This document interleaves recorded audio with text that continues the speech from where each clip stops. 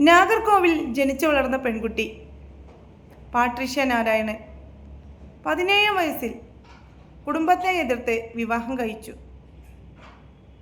എന്നാൽ ഭർത്താവിൻ്റെ അമിതമായ ലഹരി ഉപയോഗവും ഉപദ്രവവും കാരണം 2 മക്കളെയും കൊണ്ട് അവിടെ നിന്നും രക്ഷപ്പെട്ട് അമ്മയുടെ കൂടെ താമസം ആരംഭിച്ചു.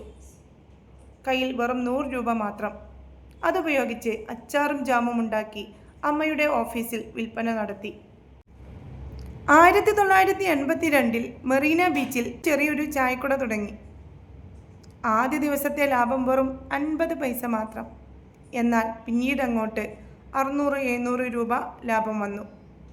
അവളുടെ ചായയും വടയും അവിടെ ഒരു ഐക്കണായി മാറി. പിന്നീട് ഗവൺമെൻറ് ഓഫീസുകൾ, ബാങ്കുകൾ, ഇൻസ്റ്റിറ്റ്യൂഷനുകൾ എന്നിവിടങ്ങളിൽ കാറ്ററിംഗ് സർവീസ് നടത്തി. പിന്നീട് 600 പേർക്ക് ഭക്ഷണം നൽകുന്ന മെസ് ആരംഭിച്ചു. 1998 ചെന്നൈയിലെ സംഗീത റെസ്റ്റോറൻറ്റുമായി ചേർന്ന് ഹോട്ടൽ മാനേജ്മെൻറ്റിലേക്ക് ചുവടുവെച്ചു. അവളുടെ ജീവിതത്തിൽ വീണ്ടും ഒരു ദുരന്തം കൂടി വന്നു. ഒരു വാഹനാപകടത്തിൽ അവളുടെ മകളും മരുമകനും നഷ്ടമായി. മകളുടെ ഓർമ്മക്കായി സന്ദീപ ഹോട്ടൽ ആരംഭിച്ചു. ഇന്നതിന് 14 ശാഖകളും ദിവസവരുമാനം 2 ലക്ഷം വരെയും.